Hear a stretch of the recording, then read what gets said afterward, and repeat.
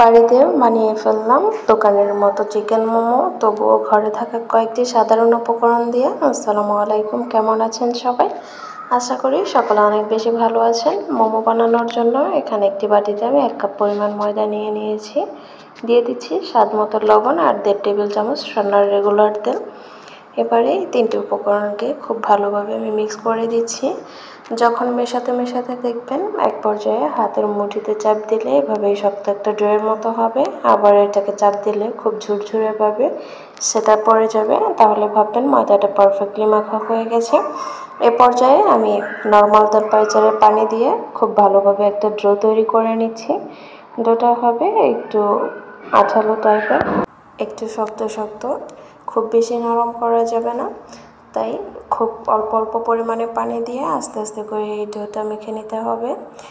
পরিমাণ মতো পানি যদি একবারেই দিয়ে দেন তাহলে দেখা যাবে যে ডোটা একবারে নরম হয়ে যেতে পারে, সেক্ষেত্রে মোমোগুলোর শেপটা ভালো আসবে না। আমার মাখানো হয়ে গেছে। এ পর্যায়ে আমি সামান্য পরিমাণ তেল দিয়ে উপর থেকে আবারও একটু ভালোভাবে মেখে নিয়ে এটাকে সাইডে রেখে দিচ্ছি ঢাকনা চাপা দিয়ে।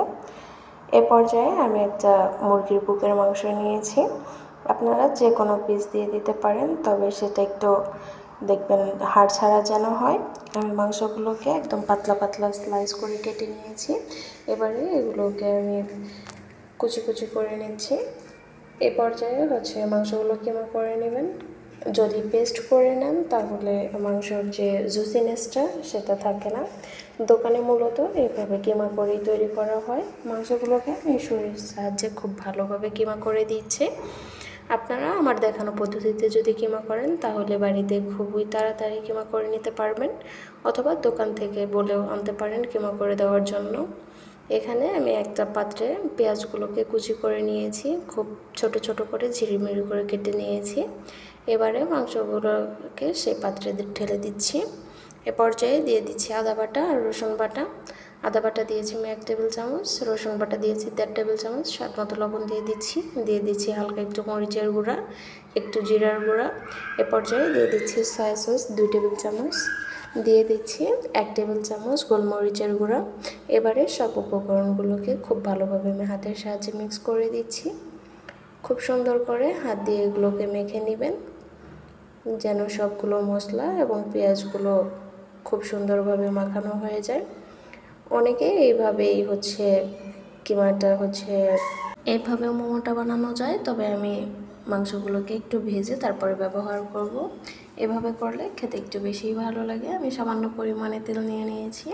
এবারে মাংসগুলোকে একদমই লো ফ্লেমে 1 মিনিট সময় এটাকে ঢাকনা ছাড়া ভেজে নিচ্ছি। এই পর্যায়ে আপনাদের কাছে একটি অনুরোধ, যারা আমার চ্যানেলটিতে নতুন এসেছেন সাবস্ক্রাইব করে দিবেন, আর যারা আমার পেজটা থেকে নতুন ভিডিও দেখছেন তারা আমার পেজটাকে ফলো করে দিবেন। ভিডিও ভালো লাগলে অবশ্যই লাইক কমেন্ট করবেন।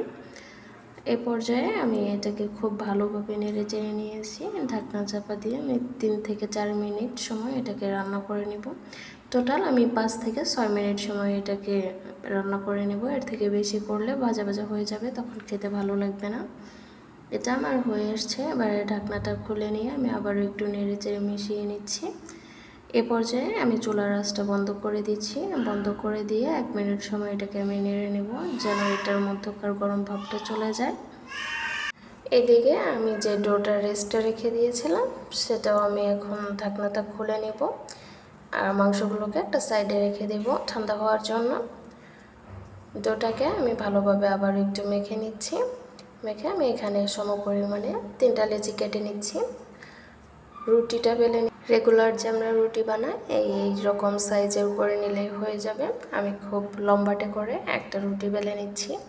এবারে একটা ঢাকনার মুখ নিয়ে নিচ্ছি। ঢাকনাটা নিয়ে আমি খুব ভালোভাবে এটা একটা শেপে কেটে নিচ্ছি। আপনারা চাইলে ছোট ছোট লেচির বদলে এভাবে বড় একটা রুটি বানিয়ে তারপরে অনেকগুলো লেচি একসাথে কেটে নিতে পারবেন। এভাবে করলে একটু তাড়াতাড়ি হয়ে যায় আর কি। এবারে আমি এখান থেকে একটা লেচি নিয়ে ভিতরে পুরটাকে ভরে দিয়ে এবারে মুখটাকে সিল করে দিচ্ছি। আপনারা যেভাবে পারেন যেভাবে শেপ দিতে চান সেভাবে শেপটাকে দিয়ে নেবেন। আমি এটা একটু গোল শেপ দিয়ে দিচ্ছি। আপনারা যে কোনো শেপ দিতে পারেন, গোল শেপ অথবা লম্বাটে শেপ বা ত্রিকোণাস শেপ। আপনাদের যে ভিডিওতে দেখানো শেপ দিতে হবে এমনটা নয়। শেপটা একটু পারফেক্টভাবে হলেই হলো, মানে মুখটা স্টিল হলেই হলো। আমি এটাকে হচ্ছে এইভাবে ভাঁজ করে দিয়ে তারপরে মুখটাকে খুব ভালোভাবে চেপে চেপে সিল করে দিব। মুখটা এমনভাবে সিল করবেন যেন এটা সেদ্ধ করার সময় মুখটা ফেটে না যায়। খুব সুন্দর মতো আমি এটাকে চেপে চেপে সিল করে দিচ্ছি। এ পর্যায়ে যদি আপনাদের কাছে স্টেনার না থাকে তাহলে আমার মতো এরকম রাইস কুকারের যে স্টেনারটা হয় সেটা নিয়ে নেবেন। আমি উপরে তেল ব্রাশ করে দিচ্ছি হাতের সাহায্যে, তারপর সবগুলো মোমো দিয়ে আমি এটাকে সেদ্ধ হতে বসিয়ে দিয়েছি।